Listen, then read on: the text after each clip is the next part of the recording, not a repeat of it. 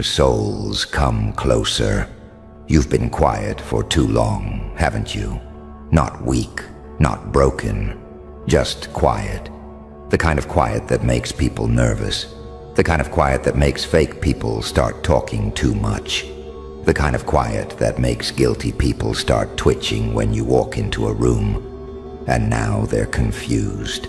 Now they're looking around at the smoke, at the ash, at the panic crawling up their throat, and they keep saying the same thing over and over. You didn't even do anything. Exactly. That's the part destroying them. Because they built their whole little fantasy around the idea that if something went wrong in their life, it had to be you. If their peace disappeared, it had to be because you cursed it. If their image cracked, it had to be because you touched it. If their plan failed, if their lies got exposed, if their circle turned cold, if their money moved funny, if their sleep got ugly, if their confidence started rotting from the inside out, they needed your fingerprints on it. They needed you to be the villain so they could avoid looking in the mirror. That's how cowards survive. They don't face consequences. They cast characters. They hand out roles: savior, victim, monster, problem, threat. And the second you stop performing the role they wrote for you, their whole script catches fire. That's what they never tell you. People are comfortable with your pain when it helps them stay innocent. They love the version of you that's always explaining yourself, always defending yourself, always shrinking, always trying to be understood, always trying to make everybody comfortable, always cleaning up a mess you didn't make. That version of you made them feel powerful. That version of you was easy to manage, easy to guilt, easy to blame, easy to use. But then something happened. You got tired. Not dramatic tired, not social media tired, not fake deep, post a quote, and disappear for 2 hours tired. I'm talking about that real tired, that dangerous tired, that soul-level exhaustion where something in you stops begging, stops chasing, stops clarifying, stops trying to win over people who already decided to misunderstand you, because misunderstanding you was convenient. And when that switch flips, everything changes. Not because you attacked them, because you detached. That's what burns people. Your silence did what your anger never could. Your absence exposed what your presence used to cover. Your withdrawal made people face the ugliness they kept blaming on your energy. See, some people were never reacting to what you did. They were reacting to what your existence revealed. Your discipline reminded them they were lazy. Your resilience reminded them they were soft. Your self-control reminded them they were sloppy. Your potential irritated every part of them that settled. Your presence made their performance feel cheap, and they hated you for it. Not openly at first. People like that rarely come direct. They smile, they joke, they act cool. They say, "I'm proud of you," with that weird tightness in their face. They clap with dead hands. They compliment you like it physically hurts. They throw little slick comments, tiny poison darts, just enough to test whether you notice. Oh, you noticed. You just stopped reacting, and that drove them insane. Because manipulative people survive on access, not love. Access. Access to your attention, access to your energy, access to your self-doubt, access to your need to explain, access to your guilt, access to your softness. Once that access is gone, they start malfunctioning. Now suddenly you're different. Now suddenly you're cold. Now suddenly you act funny. No, you just stopped being easy to drain. You stopped handing out pieces of your spirit to people who only showed up hungry. And now everything around them feels unstable, because they don't have your light to steal anymore. Listen carefully. Some fires are not revenge. Some fires are revelation. A building doesn't collapse because you looked at it. It collapses because the foundation was trash. A relationship doesn't die because you went quiet. It dies because the connection was being held together by your effort alone. A group doesn't split because you stepped back. It splits because your presence was the glue holding fake people together. A liar doesn't get exposed because you cursed them. They get exposed because lies are heavy, and eventually everything heavy starts sinking. That's why they're panicking. Not because you did something, because you stopped doing everything for everyone. And once you did that, reality started collecting debts. That's the word right there, debts. Everybody loves shortcuts until the bill comes. Everybody loves fake loyalty until pressure enters the room. Everybody loves using good-hearted people until those good-hearted people finally develop standards. Then all of a sudden the vibe changes. Then all of a sudden the masks start slipping. Then all of a sudden everybody's going through a lot. No kidding. Because when truth starts moving through people's lives, it doesn't knock politely. It kicks doors in. It drags hidden motives into daylight. It makes people hear themselves. It makes them sit with all the ugliness they kept outsourcing. And some of them can't handle that. That's why they keep trying to make you feel responsible for the chaos they created. They want you to come back and absorb it. They want you to re-enter the room and become the emotional sponge again. They want your presence because your presence gave them somewhere to dump their dysfunction. Without you, they have to hold their own poison. Without you, they have to hear their own thoughts. Without you, they have to face the fact that maybe the problem was never your aura, your tone, your boundaries, your growth, your confidence, your silence, your ambition, your standards, your honesty, your refusal to play dumb. Maybe the problem was them, and that realization is a brutal thing, because once a person sees that the destruction in their life is tied to their own envy, their own lies, their own greed, their own arrogance, their own cruelty, their own weird obsession with controlling people who were never theirs to control, they have two options. They can change, or they can hate you harder. Most choose hate first. It's easier. Growth requires ego death. Blame only requires a mouth. So they talk, they whisper, they speculate, they build stories. They act like detectives in a case with no evidence. They replay your name in rooms you're not even in. They keep checking what you're doing. They keep watching, keep comparing, keep tracking, keep hoping you fall so they can finally feel normal again. And every day you don't break, they crack a little more. Every day you move with peace, it bothers them. Every day you stay focused, it bothers them. Every day you refuse to respond, it bothers them. Every day you glow without permission, it bothers them, because they wanted your life to fall apart after they mishandled you. That was the fantasy. They thought pain would silence you. They thought betrayal would ruin your confidence. They thought isolation would make you desperate. They thought being overlooked would make you smaller. They thought losing support would make you fold. Instead, it built something terrifying. You got sharper. You got calmer. You got harder to read. You stopped wearing your wounds on your face. You stopped announcing your pain to people who secretly enjoyed hearing about it. You stopped turning private battles into public content for spectators. You learned how to bleed in silence and build in private. That kind of transformation scares people, because now they can't predict you. The old version of you was transparent. The new version of you is intentional, and intentional people are dangerous to anyone who depends on confusion.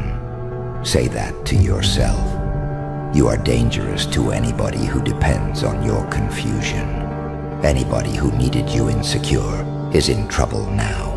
Anybody who fed off your people-pleasing is in trouble now. Anybody who benefited from your low standards is in trouble now. Anybody who called your kindness weakness is in trouble now. Anybody who thought your patience meant you wouldn't eventually evolve is in trouble now. That is why everything looks like it's burning around them. Not because you lit the match, because your growth removed the illusion.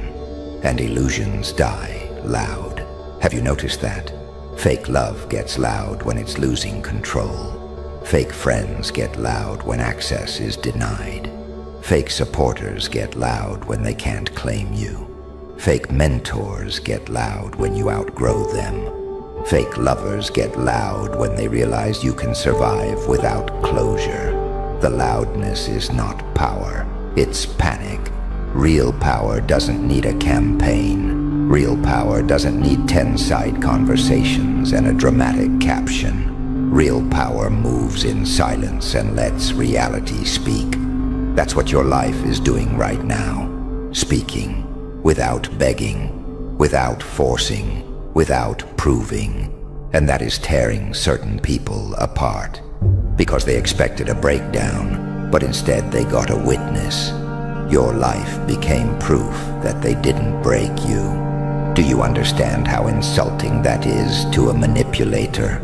To throw everything at somebody and still watch them rise?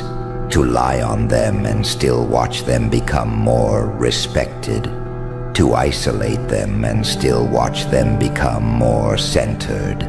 To withhold love and still watch them become more radiant?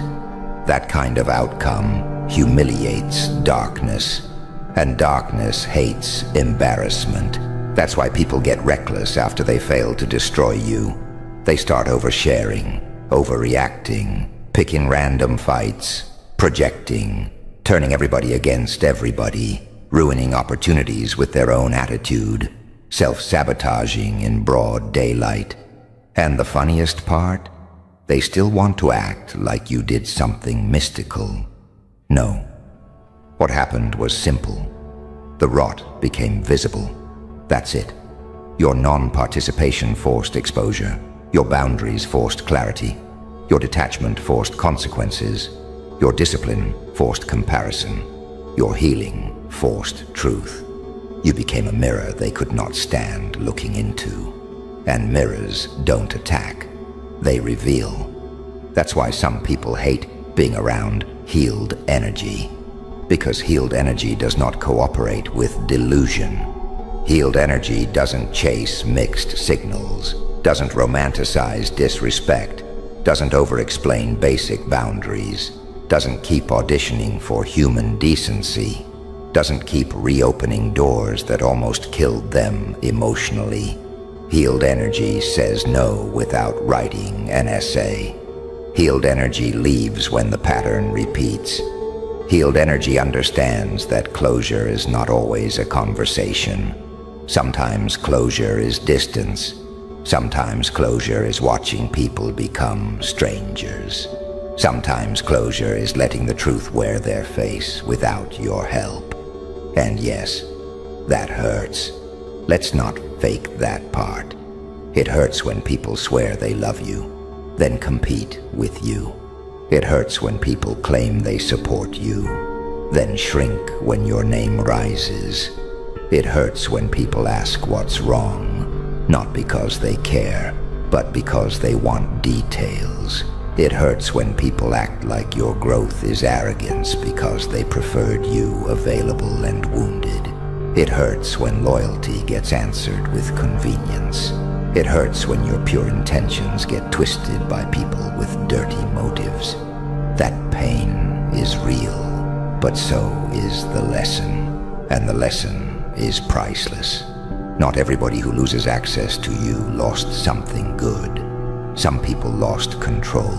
Some people lost a resource. Some people lost a free therapist. Some people lost a backup plan. Some people lost an emotional battery pack. Some people lost somebody they thought would tolerate anything forever. That's why they're angry.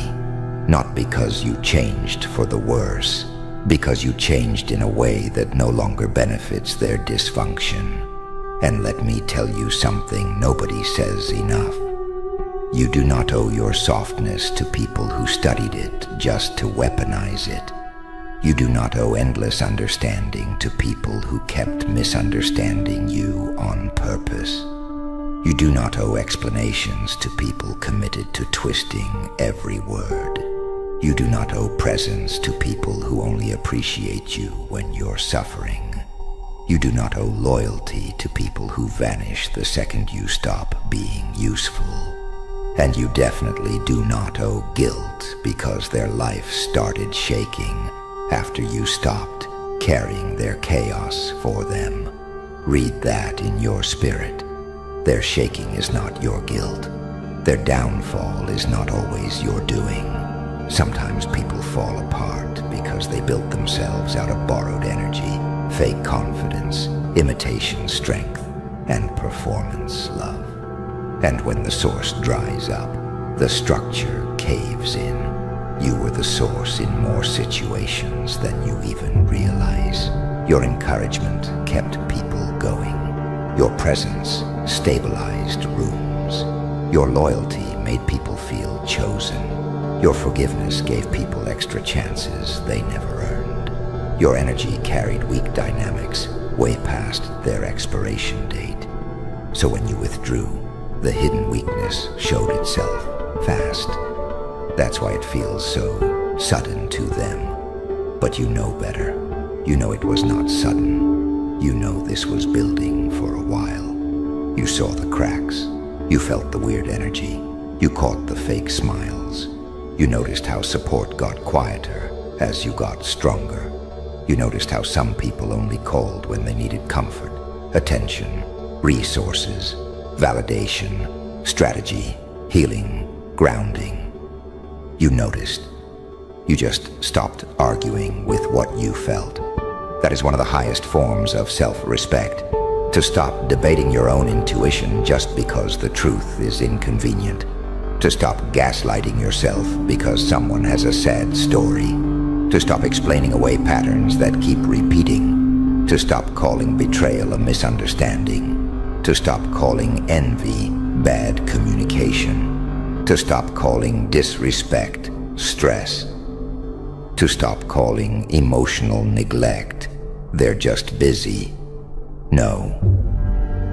At some point, wisdom enters the room and says enough.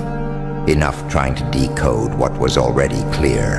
Enough bleeding for people who can't even hand you a bandage. Enough carrying atmospheres that collapse the second you rest. Enough shrinking your fire so insecure people can feel tall. Enough. And once you say enough with your whole soul, not just your mouth, your life starts reorganizing. People leave, masks fall, conversations get shorter, rooms feel colder, certain invitations disappear, some opportunities vanish. At first it feels lonely, then it feels clean. That clean feeling, that's power returning to your body. That's your nervous system finally realizing it doesn't have to live on alert for people who call chaos chemistry. That's your spirit unclenching. That's your mind clearing out the noise of constant emotional trespassing. That's you becoming available for your actual destiny instead of babysitting grown people who refuse to grow. And let's talk about destiny for a second, because people love to think destiny looks soft. It doesn't. Sometimes destiny looks like loss, looks like separation, looks like betrayal exposing your standards, looks like being pushed out of spaces too small for your next form, looks like being talked about by people who can feel you leaving them behind, emotionally, mentally, spiritually. Sometimes destiny looks like being misunderstood on the way to becoming undeniable. That's where many of you are right now. Not cursed, not forgotten, not delayed because you failed. Just being stripped of everything that can't come where you're going.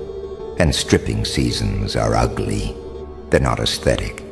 They don't come with perfect lighting and a deep quote under a selfie. They come with confusion, with tears, with unanswered texts, with late-night overthinking, with that sick feeling in your chest when you realize people you would have protected were quietly rooting for your collapse. That hurts different because it changes how you see the world, but it also changes how you see yourself. You stop begging for crumbs. You stop glorifying bare minimum behavior. You stop mistaking familiarity for safety. You stop letting your empathy volunteer you for more suffering.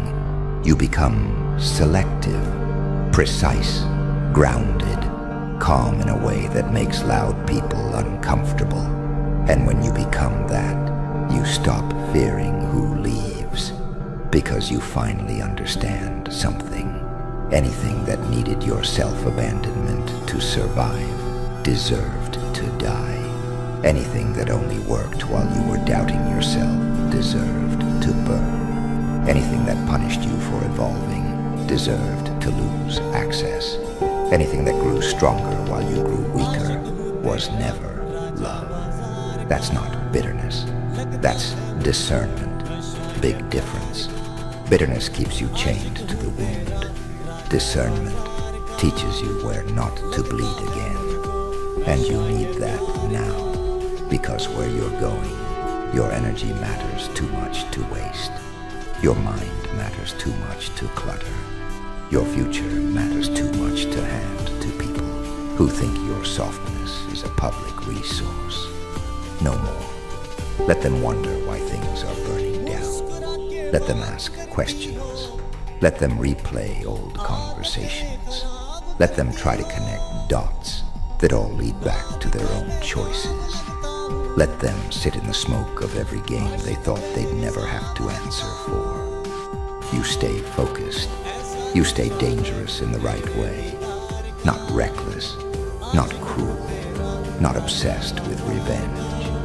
Too many people destroy themselves, trying to make sure everybody knows they've been wronged. That's low-level power. High-level power is building a life so solid that the people who mishandle you have to watch from a distance and realize they lost access to something rare. High-level power is peace. High-level power is emotional discipline. High-level power is not answering every provocation. High-level power is letting people feel themselves. High-level power is keeping your mouth closed when your life gets louder. That is where the real is. Not in the argument, not in the comeback, not in the fantasy of everybody apologizing in one dramatic scene. Some never will. Some are too proud, too small, too committed to their own fake image, too allergic to accountability. Forget the apology. Build the evidence.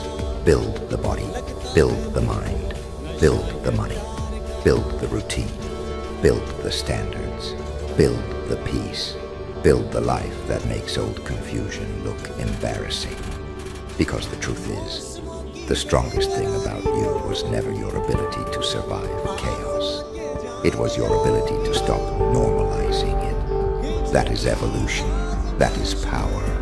That is why their world feels unstable now. Because you were the one thing in it that was real. And once reality walked out, everything counterfeit started overheating. So let it. Let every weak structure collapse. Let every lie get heavy. Let every hidden motive grow teeth and bite the person feeding it. Let every fake bond disintegrate under the weight of truth. Let every room that needed your dimming go dark without you. You are not here to rescue broken systems built on your silence. You are not here to keep broken people comfortable at the expense of your future. You are not here to shrink so corrupt hearts can feel clean. You are here to become so aligned, so disciplined, so emotionally unshakable that chaos can no longer rent space in your spirit.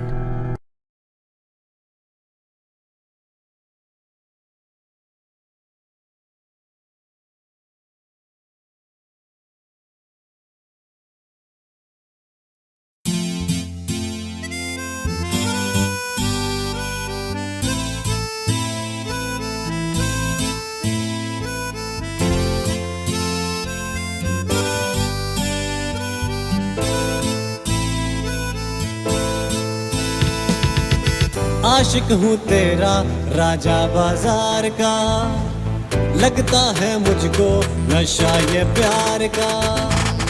आशिक हूँ तेरा राजा बाजार का, लगता है मुझको नशा ये प्यार का।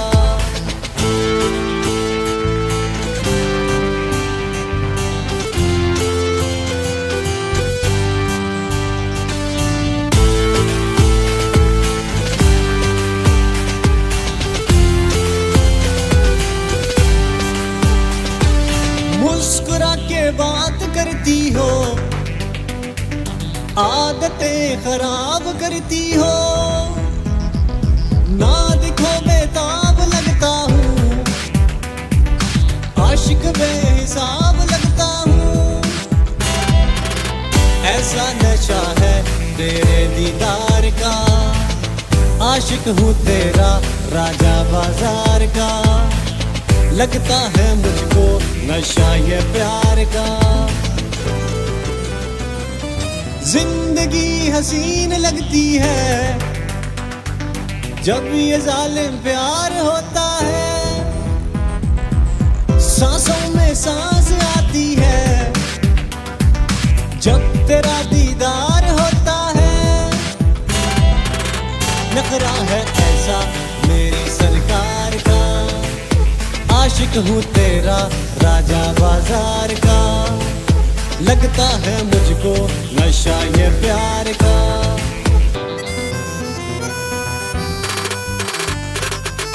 नखरा इसका टॉप पर आती है टिकटॉक पर, नैनो से है नैन मिलाती, लड़कों के है दिल जुलाती, पिंडी में है चर्चा इसका, नीरा जितना खर्चा इसका। मैंने बोला इसको मेट्रो में बिठाऊंगा, कैपिटल ले जाऊंगा, F7 भी घुमाऊंगा, मोनाल भी दिखाऊंगा, सेंटोरस भी ले जाऊंगा।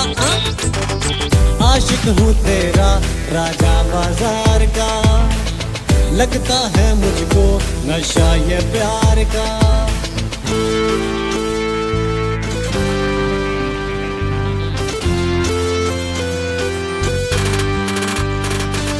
मौसमों की बेकरारी को आजमा के जान जाओगी, हिज्र की आजमाइश में एक दिन पहचान जाओगी। कहना है मेरे दिल बेकरार का, आशिक हूँ तेरा राजा बाजार का, लगता है मुझको नशा ये प्यार का।